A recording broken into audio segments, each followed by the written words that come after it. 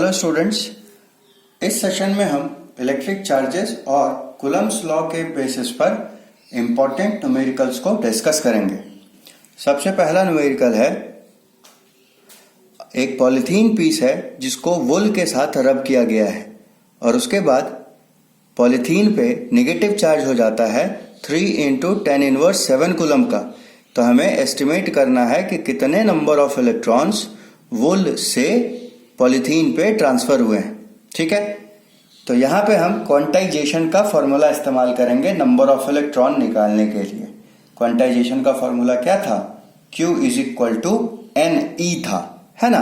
तो यहाँ Q कितना है? नेगेटिव पोलैरिटी का है और मैग्नीट्यूड है 3 × 10⁻⁷ कूलम। ठीक, तो क्वांटाइजेशन का फॉर्मूला इस्तेमाल कीजिए। Q = NE, N क्या हो जाएगा? Q/E, है ना। तो Q का मैग्नीट्यूड रख दिया, E का मैग्नीट्यूड रख दिया। जब सॉल्व करेंगे तो हमें इतना मिल जाएगा। चूंकि 10 पे पावर पॉजिटिव है, मतलब ये चार्ज एग्जिस्ट कर रहा है ना। तो रिक्वायर्ड नंबर ऑफ इलेक्ट्रॉन्स कितने हो गए? इतने, जो कि वुल से पॉलीथीन पे ट्रांसफर हुए थे during charging by rubbing. Clear है? दूसरे क्वेश्चन पे आते हैं। एक प्रोटॉन और इलेक्ट्रॉन 1.6 सेंटीमीटर की दूरी पे रखे हुए हैं फ्री स्पेस में। ठीक है, तो मैग्नीट्यूड और नेचर ऑफ इलेक्ट्रोस्टैटिक फोर्स हमको निकालना है। तो देखिए, मीडियम क्या दिया है? फ्री स्पेस, मतलब K की वैल्यू क्या लेंगे हम? सिर्फ 9 × 10⁹ लेंगे। ठीक है, प्रोटॉन पे कितना चार्ज होता है? पॉजिटिव चार्ज होता है और E एलिमेंट्री चार्ज के बराबर होता है ना। मतलब 1.6 × 10⁻⁹ कूलम का पॉजिटिव चार्ज। और इलेक्ट्रॉन पे कितना होता है? -E, है ना। मतलब माइनस में 1.6 × 10⁻⁹ कूलम का। तो चूंकि इलेक्ट्रॉन और प्रोटॉन अपोजिट पोलैरिटी के चार्ज वाले पार्टिकल्स हैं, तो नेचर ऑफ फोर्स तो यहीं से हमको पता चल जाएगा। क्या होगा? अट्रैक्टिव होगा। मैग्नीट्यूड निकालने के लिए हम कूलम्ब्स लॉ अप्लाई कर देंगे। इसमें भी एक प्रॉब्लम है, डिस्टेंस जो है वो सेंटीमीटर में है, तो पहले हम क्या करेंगे? मीटर में बदलेंगे।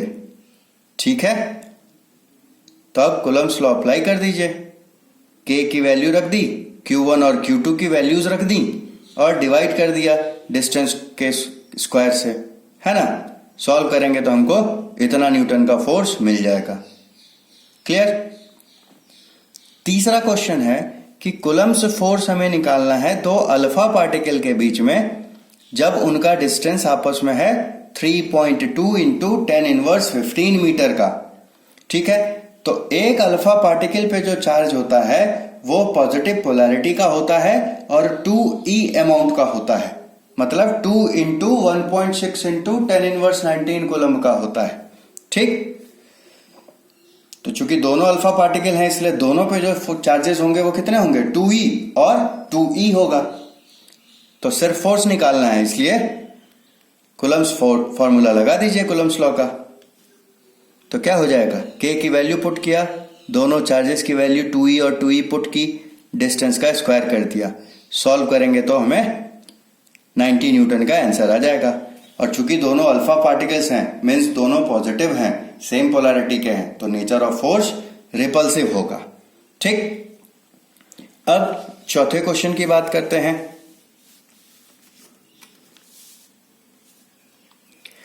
फोर्थ क्वेश्चन में क्या है कि कूलम्ब्स फोर्स निकालना है दो प्रोटॉन के बीच में।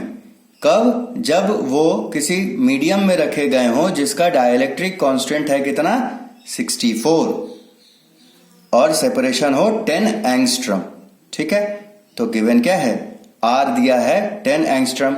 एंगस्ट्रम होता है 10⁻10 मीटर, तो 10 एंगस्ट्रम कितना होगा? 10 × 10⁻10 मीटर, है ना। एप्सिलॉन R दिया हुआ है 64, तो K की वैल्यू क्या हो जाएगी? 9 × 10⁹ डिवाइडेड बाई 64, है ना। तो बस फोर्स निकालना है तो कूलम्ब्स लॉ का फॉर्मूला इस्तेमाल कर लीजिए।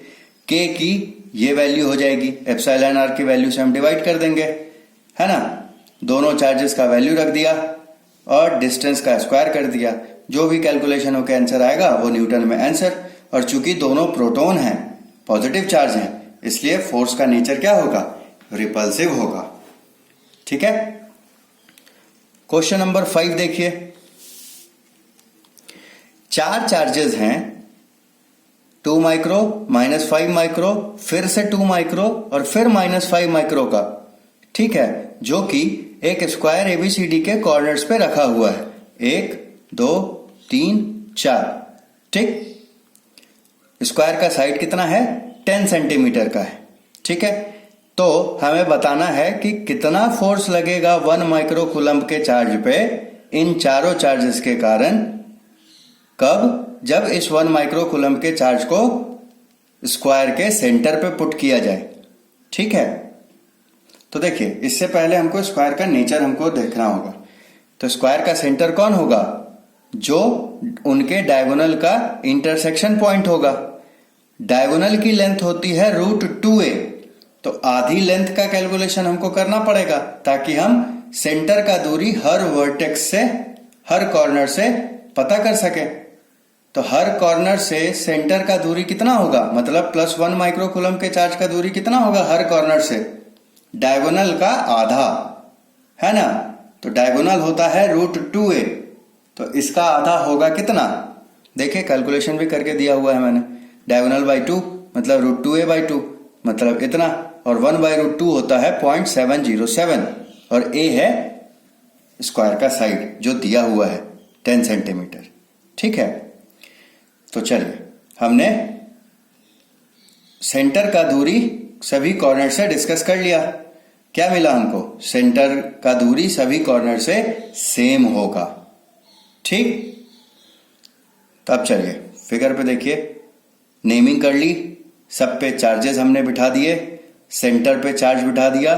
तो पहले अब हम डायरेक्शन ऑफ फोर्सेस की बात कर लेंगे कि चारों चार्जेस इस 1 माइक्रो कूलम्ब पे किस डायरेक्शन में फोर्स लगा रहे हैं। तो देखिए ए पे पॉजिटिव चार्ज है, सेंटर पे भी पॉजिटिव चार्ज है, तो ए जो है वो इस चार्ज को किधर रिपेल करेगा, इस तरफ, रिपल्सिव फोर्स ही लगाएगा ना, सेम पोलैरिटी के कारण। बी पे है नेगेटिव चार्ज, तो ये कैसा फोर्स लगाएगा, अट्रैक्टिव, अपनी तरफ खींचेगा। सी पे जो चार्ज है वो कैसा है, सी पे चार्ज कैसा है, पॉजिटिव, तो इस पॉजिटिव को क्या करेगा, रिपेल करेगा। डी पे कैसा चार्ज है, नेगेटिव, तो इस पॉजिटिव चार्ज को ये अपनी तरफ अट्रैक्ट करेगा, है ना।